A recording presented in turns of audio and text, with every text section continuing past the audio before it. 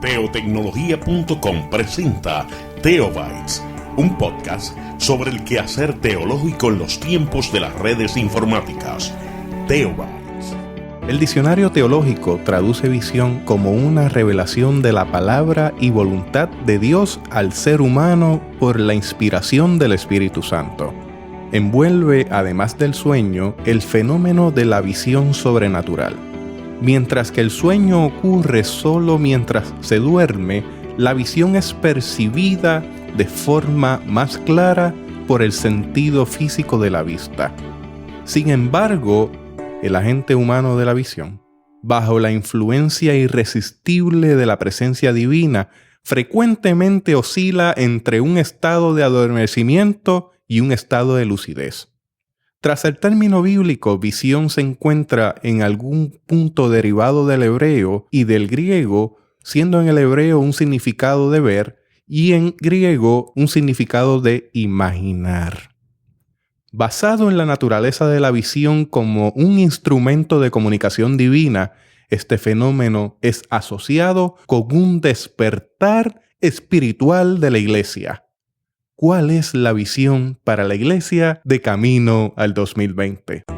Hoy en Teobytes. Busque una taza de café, de té o de chocolate y siéntese a la mesa con nosotros porque este tema será de gran bendición a su vida y a la vida de su iglesia.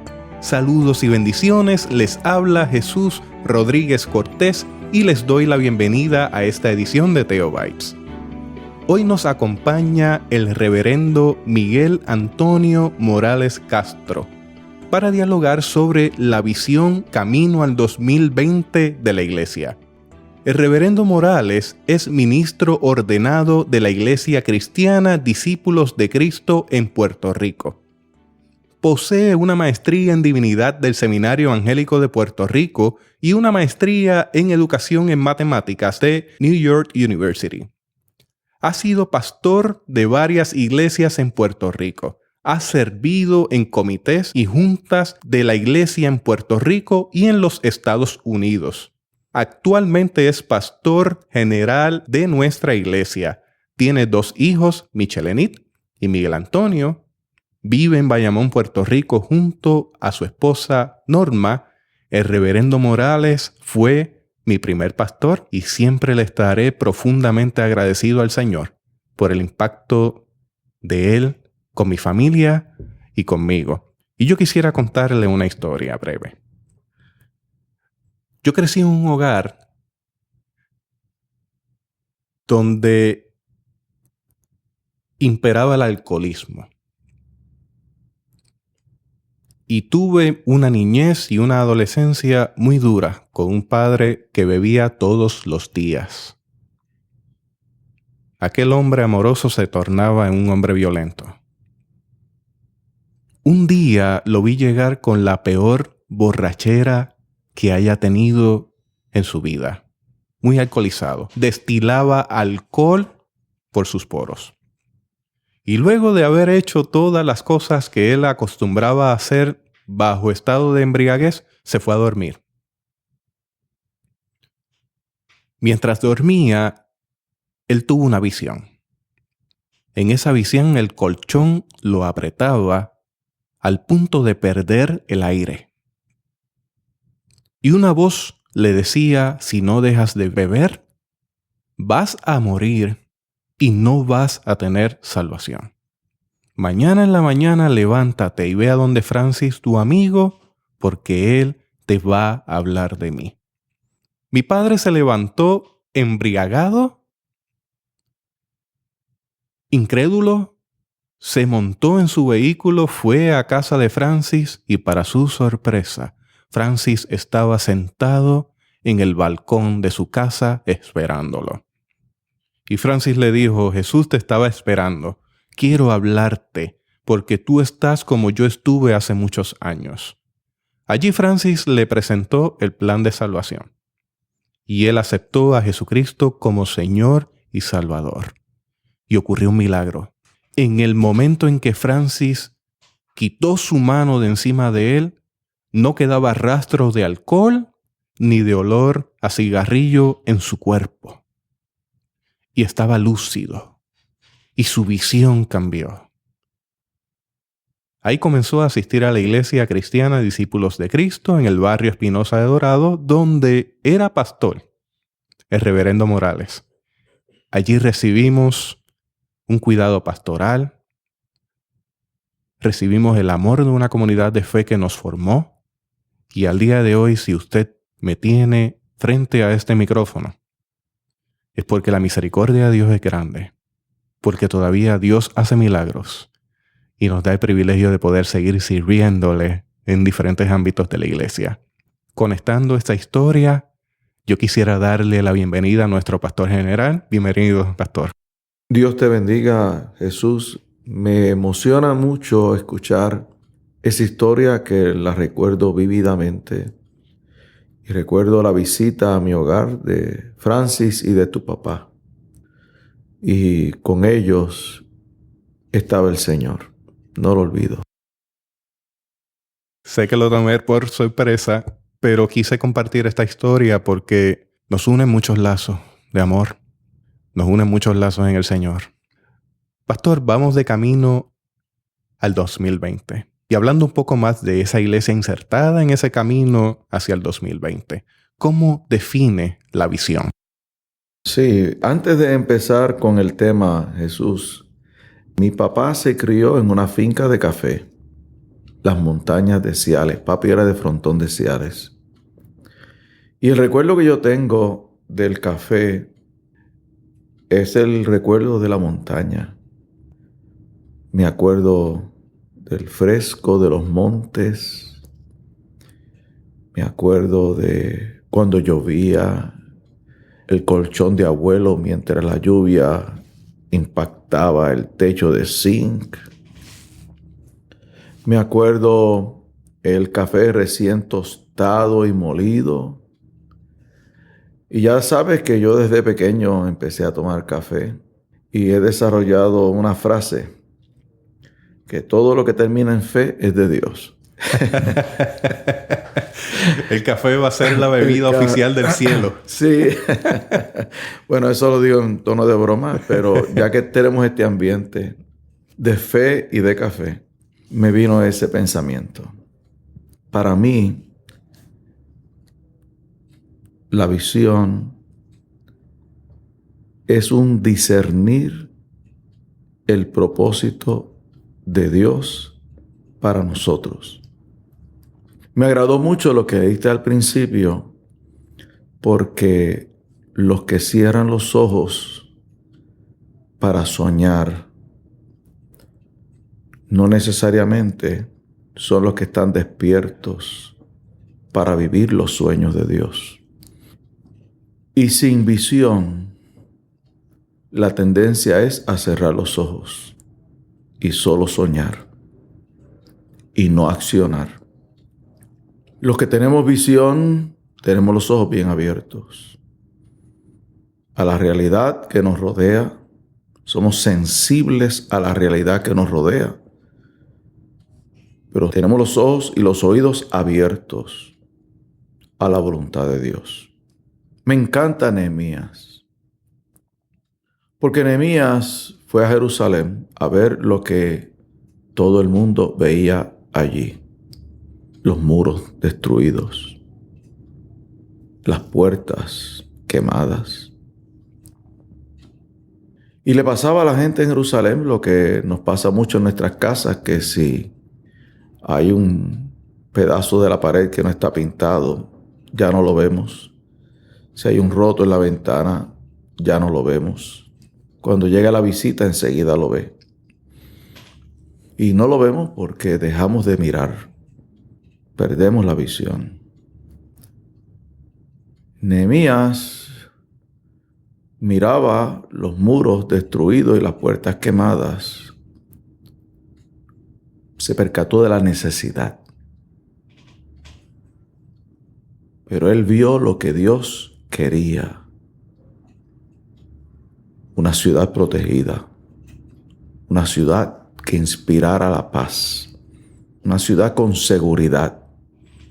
Con prosperidad. Con futuro. Y con los ojos bien abiertos, el corazón bien abierto, el oído muy atento, pudo discernir lo que Dios quería para Jerusalén. Y una iglesia con visión es una iglesia que mira los muros caídos. Si son la criminalidad, si el muro caído es el abuso a la niñez, la crisis en la familia o la crisis fiscal, es capaz de discernir. Más allá de lo que los ojos ven, que es importante, lo que Dios quiere que se haga para que su buena voluntad se cumpla. Para que una iglesia discierna esa voluntad, pues debe entrar en unos procesos de discernimiento. No solo el pastor o los líderes, toda la iglesia tiene que participar. Hace poco alguien entró en una controversia conmigo porque que si es la visión del pastor general o si es la visión del pastor en la iglesia local o si es la visión de los hermanos. Y yo les digo, mira, yo tengo dos ojos en la cara y es bueno que los tenga los dos abiertos porque eso le da profundidad a mi visión. Y tan es válida la perspectiva pastoral como la perspectiva de cada miembro de la congregación. Y todos y todas debemos participar en ese discernimiento para que sea una visión compartida, estructurada por todos y todas, asequible, espiritual, moral, y que todos y todas dirijamos nuestros esfuerzos en una misma dirección. El problema de las iglesias que no tienen visión es que entonces cada cual tiene una visión particular y unos reman para un lado y otros reman para otro y la iglesia no va para ningún lado. Pero cuando todos y todas estamos conscientes de que Dios quiere que nos movamos en una dirección, pues participamos en unidad de propósito, en un esfuerzo común, y eso nos fortalece como pueblo. Y lo que estamos tratando de impulsar no es solo que en el nivel central tengamos visión, es que cada iglesia en su nivel local pueda discernir a través de algún proceso una visión que trascienda la visión particular de los líderes o del pastor, una visión holística de la iglesia. Así que para mí, contestando tu pregunta, la visión es un discernimiento del propósito de Dios. La visión 2020, como tú te darás cuenta, es una visión, en este caso, de muy corto alcance. Ordinariamente, trato de hacer unas visiones a 20 años. Pero este primer ejercicio solamente pretende incentivar una disciplina en las congregaciones locales, con la aspiración de más adelante profundizar más en el desarrollo continuo de la visión, que debe ser un ejercicio y una disciplina dentro de la iglesia. Hay iglesias que ya tenían una visión, pues están afirmándola o la están desarrollando. Ya hay iglesias que tenían proyectos de una visión más profunda, incluyendo la iglesia que yo pastoreaba antes. Pero creo que ha sido fructífero y es necesario para las iglesias tener visión. Finalmente, el último comentario que quiero hacer es que en esa visión debemos aspirar a lo más alto posible. Y si fallamos, vamos a llegar alto. El que no aspira a nada generalmente tiene éxito. Y el que aspira a algo alto, aunque falle, alcanza altura. Tengo una pregunta dirigida hacia esa visión 2020. ¿Cuál es la visión para la iglesia en las siguientes áreas? La primera, educación. La segunda, crecimiento. Y la tercera, tecnología. Usted tiene la libertad de tomar el área que desee trabajar primero. Creo que el orden en que lo has planteado es excelente. Está muy bien, igual que son todas tus preguntas y tus presentaciones. Para nosotros, lo educativo es primordial.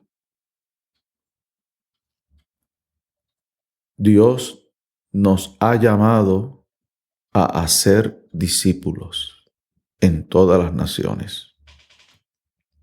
No sé por qué creemos que la misión de la iglesia es hacer convertidos y total, eso le toca al Espíritu Santo. A nosotros nos toca hacer discípulos. La iglesia es maestra. Siempre. Para bien o para mal. Pero queremos intencionalmente hacerlo para el bien. Y yo veo este esfuerzo, Jesús, de educar como una empresa que tiene que tomar en serio al sujeto de ese programa, y yo lo divido en tres: al ser humano de carne y hueso. En segundo lugar, al ser espiritual creado a la imagen de Dios.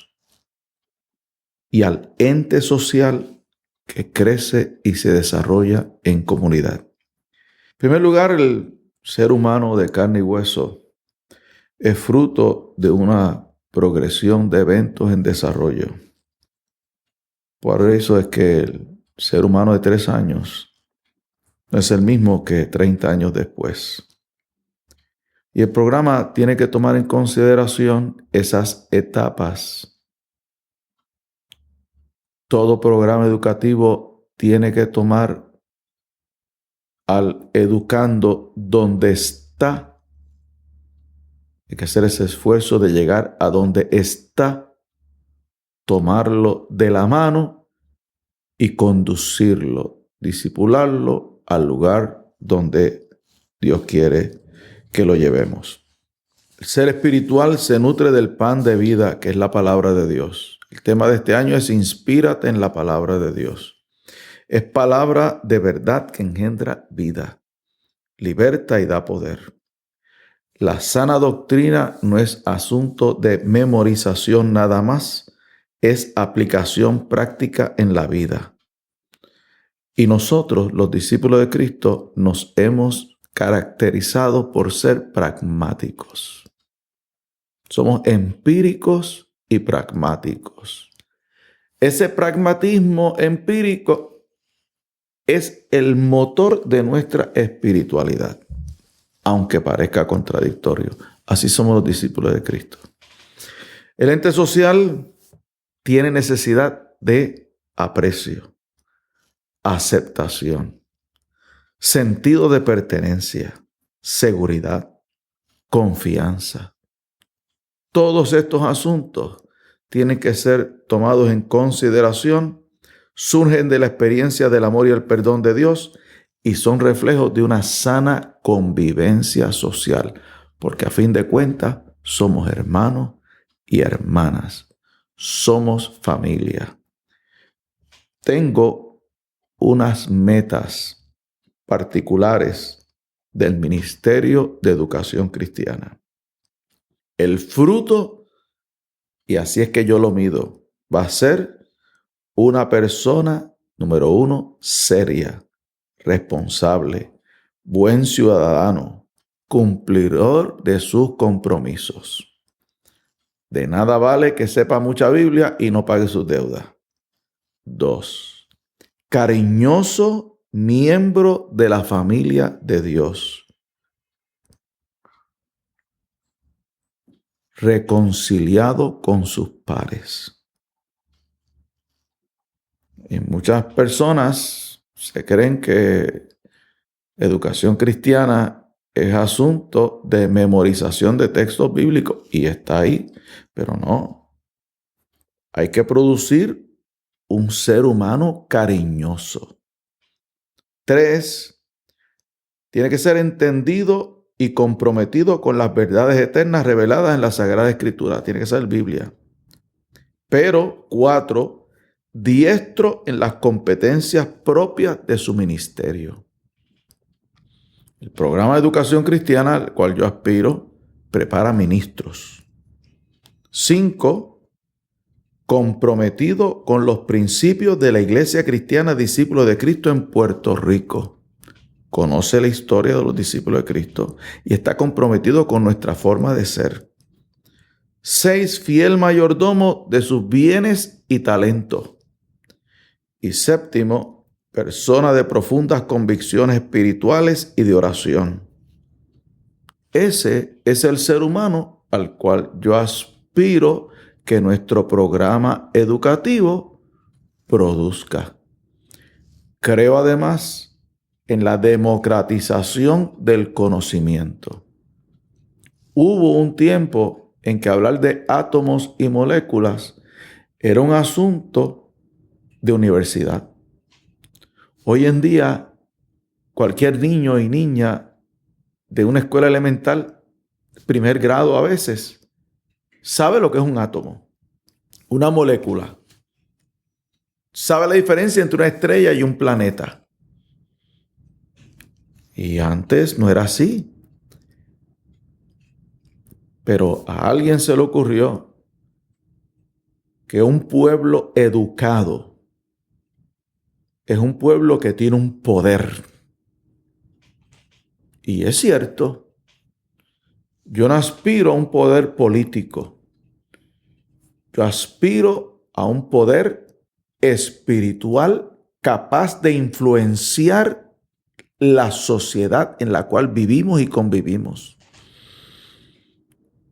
Y yo creo que nosotros en la Iglesia Cristiana Discípulos de Cristo en Puerto Rico podemos no solo enseñar la Biblia como tradicionalmente se ha enseñado, podemos enseñar los métodos históricos críticos en nuestras escuelas bíblicas. Podemos y debemos enseñar historia de la iglesia, teología, sectas modernas y sanidad interior, como parte del programa ordinario de escuelas bíblicas. Y es una aspiración que yo tengo.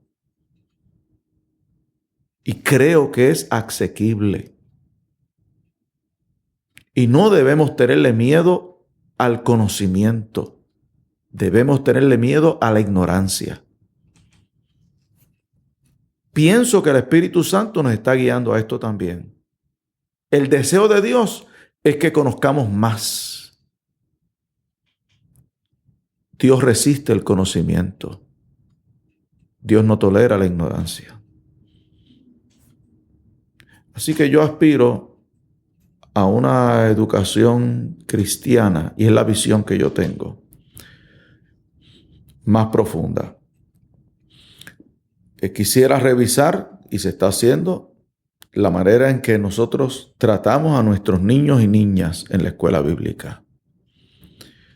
Vamos a proveer, con el favor de Dios, un material apologético a nuestra juventud.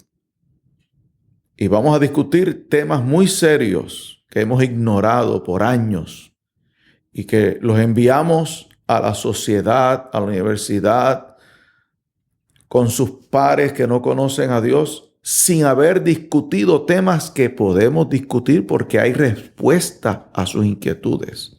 Pues lo vamos a atender, y lo vamos a atender valiéndonos, como usted hace también, querido hermano, de los métodos que Dios ha puesto a nuestro alcance, métodos tecnológicos para ilustrar verdades eternas. Yo creo que es parte de las herramientas de comunicación que Dios nos ha dado a nosotros.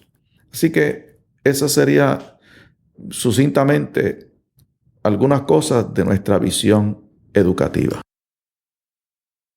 Tenemos ante nuestra consideración una iglesia a la cual aspiramos que crezca. ¿Cómo ve la visión en cuanto al crecimiento de la iglesia? Y esto matiza con una realidad que estamos experimentando como pueblo. Hay gente que se está yendo, una iglesia pastor de la cual yo me preocupo mucho porque predico frecuentemente en nuestros altares y he comenzado a ver un aumento de población de tercera edad y una disminución de la generación milenial. Entonces, ante ese desafío, ¿cómo es la visión? Muchas gracias por esa excelente pregunta. Tengo varias reacciones. Es cierto que el año 2015 nos encontró con menos habitantes que el 2014 y el inicio del 2016. Tuvimos el primer impago en nuestra historia y un éxodo, una emigración muy grande, como nunca antes en la historia. Hay menos población y hay menos población de niños. Ya se cruzó esa línea de nacimientos y muertes y ahora es negativa. Por eso es que tú estás viendo menos estudiantes de escuela elemental, más escuelas elementales cerradas y evidentemente en el futuro habrán más escuelas intermedias cerradas y ya habrán más escuelas superiores cerradas. Y ya las universidades en Puerto Rico se están preparando para esa realidad. No obstante, hay otra realidad. Todos los días hay tapones. Hay filas en los bancos. Y Plaza de las Américas está llena. Gente hay. Gente hay. Y son gente que necesitan a Cristo como nunca antes en nuestra historia.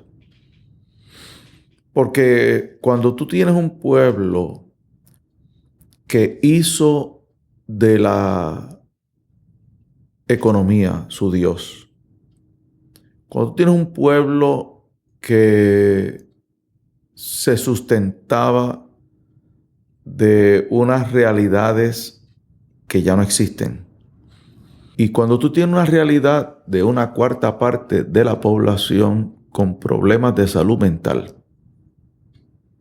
esa combinación te va a lanzar a la realidad de miles de personas sin fe y sin esperanza, como decían algunos predicadores hace unos años atrás. Gente que ha perdido el norte. Están desesperanzados, han perdido el norte. Y algunos se van para el norte sin necesidad. Hay personas que tienen que irse y es una buena decisión. Pero yo escucho y he visto muchas personas que están desorientadas. Esta semana he escuchado de 2 casos de personas que tenían un buen empleo y renunciaron y vendieron sus casas y vendieron sus carros y se fueron sin tener un empleo allá. Sencillamente porque hay un efecto de copiar. Es un reflejo social. Tú ves 20 personas corriendo en una dirección, instintivamente tú corres en esa dirección, sin saber por qué. Entonces la iglesia tiene una voz profética y una voz de esperanza. Y yo veo en esto una oportunidad, como sucedió en los años 30, que ante la gran crisis económica, nuestra iglesia creció. Produjo los signos más bellos, los testimonios más impactantes. Dios se valió de un momento difícil para darnos un bello avivamiento. Y esto es una bella oportunidad. Y yo estoy invitando a la Iglesia Cristiana y Discípulos de Cristo a entender, número 1, la responsabilidad que tenemos con el pueblo de Puerto Rico de decirle: hay esperanza y su nombre es Jesucristo. Primeramente, lo más importante que la iglesia puede hacer en un momento como este es predicar a Jesucristo. Y que lo hagamos guiado por el Espíritu Santo, y el Espíritu Santo nos lleva a hacer cosas que también tenemos que hacer y que están en la palabra. Alimentar al que tiene hambre, vestir al que está desnudo, visitar al enfermo, al que está preso, sanar las heridas del prójimo. Tenemos vino y aceite. El Evangelio tiene vino y aceite para sanar las heridas, coger la gente herida al hombro y llevarlas al mesón. Todo eso es parte de predicar el Evangelio. Cuando el Evangelio se predica, cosas maravillosas ocurren. Y yo creo que es un tiempo para que la iglesia abra los ojos, despierte, tenga visión, mire con esperanza la situación, vea lo que Dios quiere hacer con Puerto Rico en el mañana. Y sí hay que trabajar, sí hay que reconstruir muros, sí hay que volver a construir puertas, sí hay que levantarse. Eso no nos va a caer del cielo. Del cielo nos mandó Dios a nosotros para construir estas cosas. Y en parte de ese reto le he dicho, mira, la gente hay que abrirle los ojos. ¿Se fue alguien de tu iglesia? ¿Se murió alguien de tu iglesia? Busca 3. Por cada uno que se va, busca 3. Eso es lo que estoy esperando. Y yo he hecho una proyección, y en esa proyección no es como alguien una vez dijo que se va a multiplicar por 3. No, haz la proyección correcta. Si en total se van 100, pues yo voy a buscar 300.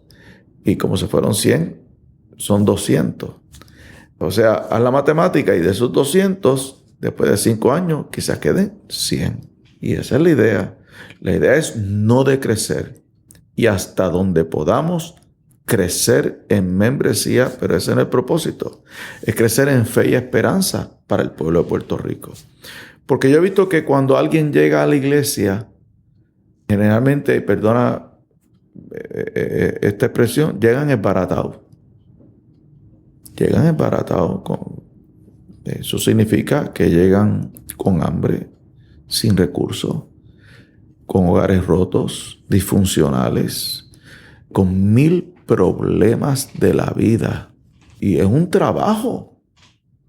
Hay que enrollarse las mangas.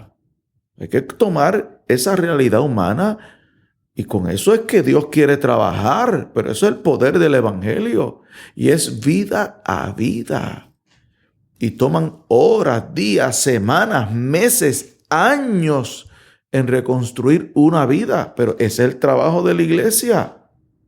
No es un fruto que se ve de la noche a la mañana. Pero eso es lo que Dios quiere que hagamos.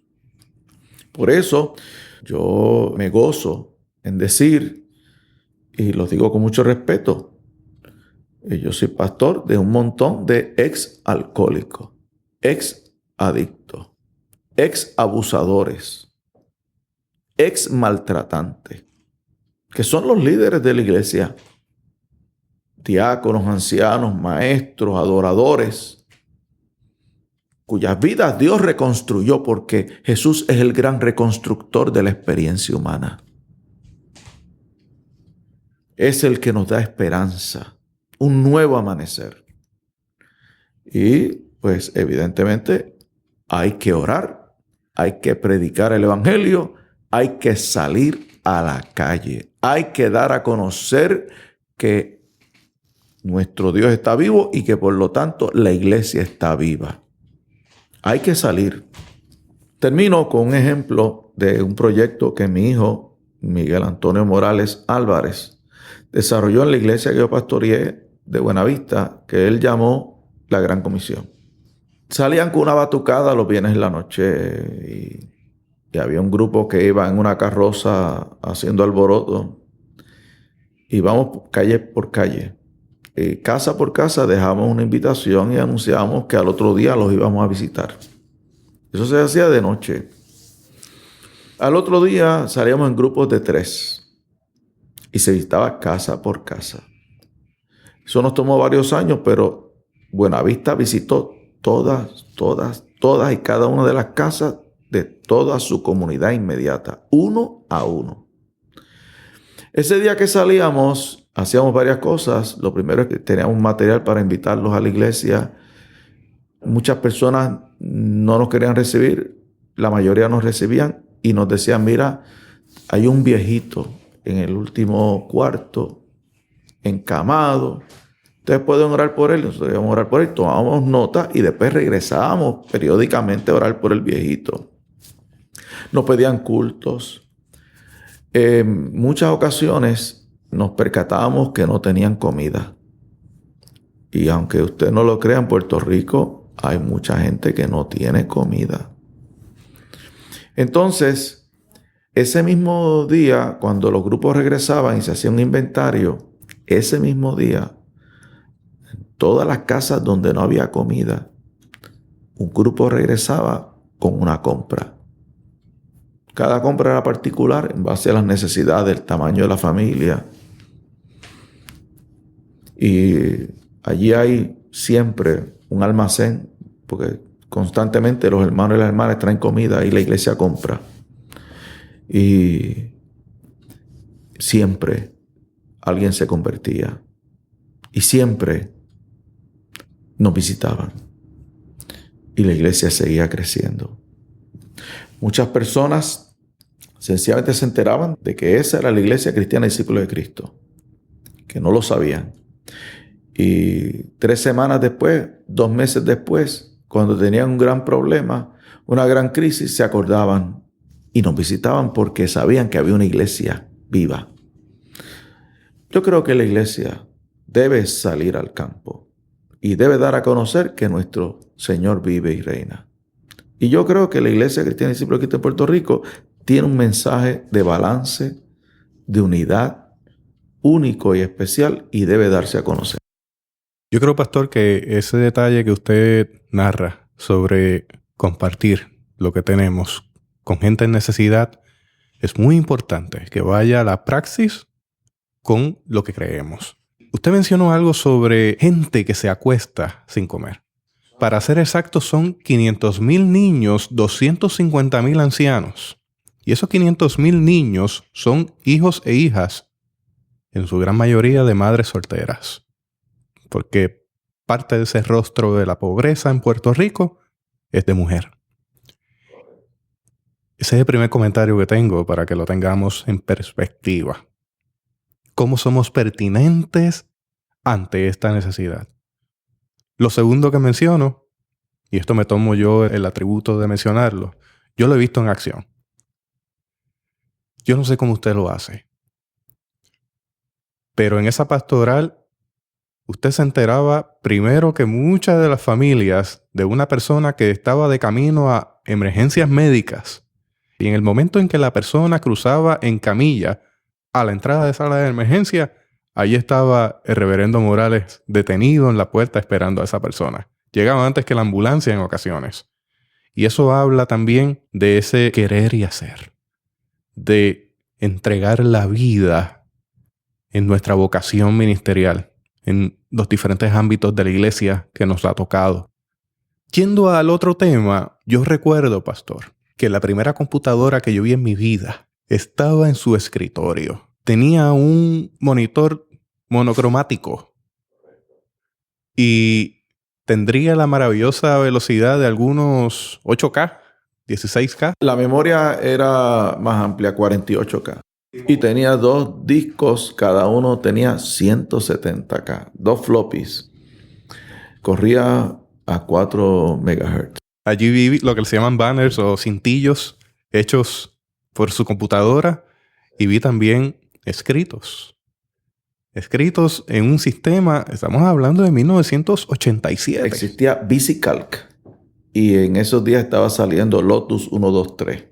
El sistema operativo era CP/M de Digital Research. Mira, algo que yo nunca compré fue un disco duro, que yo soñaba con ese disco duro. Yo no sé cuántas libras pesaba. Era un disco duro que medía la caja por fuera como 1,5 pies por 1,5 pies y como por 6 pulgadas de alto. Por dentro que tenía era un disco duro, que era duro de verdad, de 8 pulgadas, ¿verdad? Por dentro. Y Y yo recuerdo que costaba en aquel entonces $999, que jamás yo lo iba a comprar. Porque hoy en día eso sería más de $2,000. Y era de 5 megabytes. En aquella época se decía que no se necesitaba más. No, eso era una cosa muy exagerada en aquel entonces. Pero yo soñaba con eso, con algún día tener un disco duro de 5 megabytes. Megabytes. 5 megabytes. Adicional a eso, en los instrumentos de la iglesia, la primera batería eléctrica que yo he visto en mi vida, Sí. la fue a comprar usted con Frank Rivera. Me acuerdo. Tama. Sí. De la marca Tama, Me acuerdo, todos los tambores me acuerdo. eran electrónicos. Sí, en esa sí. época de los 80s. Eso era Eso es algo así. novel. Sí, Algo recuerdo, novel. recuerdo. ¿Y qué quiero decir con esto? El reverendo Morales, a través de los años, siempre he visto que es un vanguardista tecnológico. Él ha entendido claramente que si bien es cierto que los medios de información masiva tienen unas manifestaciones de poderes, que son los poderes de este mundo, también ha entendido que puede haber una manifestación de un poder subalterno, el poder del Espíritu Santo. Así que, pastor, ¿cómo visualiza esta iglesia inmersa en un mundo digitalizado de aquí al 2020 y probablemente tengamos que hablar hasta el 2030, que es la expectativa ya que se habla a nivel tecnológico? Fíjate, déjame insertar algo que no va al punto de lo que estás diciendo y va al punto de lo que estás diciendo. Jesús decía que cuando Él viniera en su reino, unas personas iban a estar durmiendo y otras personas iban a estar trabajando. Ahora que sabemos que el mundo es redondo, pues lo percibimos de una manera muy distinta a como se escuchaba antes. De igual manera, una persona digital como tú, tecnológica como tú, lee que todo ojo le verá y tiene otra connotación, porque ahora vemos otras posibilidades de esa realidad. Para mí es real, o sea, todo lo que dice la Biblia yo lo creo. Para nosotros los adelantos tecnológicos son una sorpresa, para Dios no. Para Dios no. Dios siempre lo supo. Y hubo un tiempo que lo llamamos oscuro. Yo lo llamo triste. En que la iglesia le cogió miedo al conocimiento y trató de evitar que la gente conociese y avanzara. Y nos debemos avergonzar de eso. Hoy en día, la iglesia ha entendido mejor. Para Dios, nada de esto es sorpresa. Y si Dios nos ha provisto estas herramientas, es nuestra responsabilidad usarla. La fe viene por el oír de la palabra de Dios. ¿Cómo comunicar el mensaje de la palabra? ¿Cómo acercar al ser humano a Dios? ¿Cómo podemos usar estos instrumentos para hermanarnos? Ser familia. O como tú utilizas para crecer, nutrirnos mutuamente. Pero yo pienso que son instrumentos que Dios quiere y puede usar. Así que debemos discernir. Debemos tener visión. Debemos abrir los ojos y ver lo que Dios quiere que nosotros veamos. No podemos cerrar los ojos. Las visiones de Dios son con los ojos abiertos y con el corazón abierto. Pienso que las cosas que tienen éxito en la iglesia son las cosas que contestan verdaderas necesidades. Los programas que se hacen para llenar un espacio, lo que hacen es aburrir y cansar a la gente. Pero cuando tú llenas un vacío, cuando tú suples una necesidad, eso tiene un éxito. Y lo que hay que hacer es parear la necesidad con el instrumento. Y eso requiere visión y un esfuerzo de discernir. Y es lo que estamos tratando de hacer aquí. Un ejemplo de cómo se usa la tecnología en la Iglesia Cristiana Discípulos de Cristo en Puerto Rico es que nosotros tenemos iglesias distantes. Cuando la iglesia fue diseñada, estábamos todos en una misma región porque el país fue dividido en cantos. Pero la realidad que tenemos hoy no encaja con el diseño. Nosotros tenemos personas muy talentosas e inteligentes en Aguadilla, en Cabo Rojo, en Jayuya, que durante la semana no pueden venir para trabajar en comités. De hecho, una cantaleta que yo tengo montada hace tiempo es que nuestra junta representativa se reúne miércoles en la noche. Los hermanos y las hermanas de Jayuya salen de sus trabajos a las 5 directamente para acá. Llegan aquí y regresan a sus casas a la 1 de la mañana sin comer para el otro día tener que madrugar. Porque a nosotros se nos antoja, a los de Bayamón, que las reuniones de la junta sean miércoles en lugar de sábado. Pero cambiando ese tema, volviendo al tema que nos ocupa, si tenemos Skype, podemos integrar hermanos y hermanas de distintas localidades al trabajo. Teniendo una riqueza educativa como ha desarrollado la Iglesia Cristiana Discípulos de Cristo en Puerto Rico, que tenemos tantos recursos, y cuando hablo de recursos es material y gente. Nosotros tenemos un caudal inmenso de personas que tienen mucho que compartir. Pues hoy en día es fácil compartir con las misiones. Lo tradicional es coger un recurso, pagarle un pasaje, mandarlo allá, tratar de comprimir las cosas en 2 o 3 para que esa persona vuelva para acá. No, vamos a diseñar otros mecanismos. Intraisla y para las misiones, para compartir este caudal. Tenemos una multitud de recursos, de convenciones, conferencias, talleres, en una biblioteca ahí que está cogiendo polvo. Cuando puede ser un video on demand en una nube disponible por temas que el que lo necesite lo pueda ver. Las posibilidades, Jesús, y la responsabilidad es inmensa. Yo deseo digitalizar todos los acuerdos y todas las disposiciones de esta iglesia para que podamos hacer un search y no estar repitiendo cosas que ya han sido resueltas y para que nuestras investigaciones sean más eficientes. No puedo resumir, es mucho el material, pero la tecnología puede ser un instrumento de gran bendición y utilidad para la Iglesia Cristiana Discípulos de Cristo Puerto Rico. Y ya sabes que estamos desarrollando una página que esperamos sea muy acertada y por lo tanto muy vista por todos los miembros de nuestra iglesia todos los días.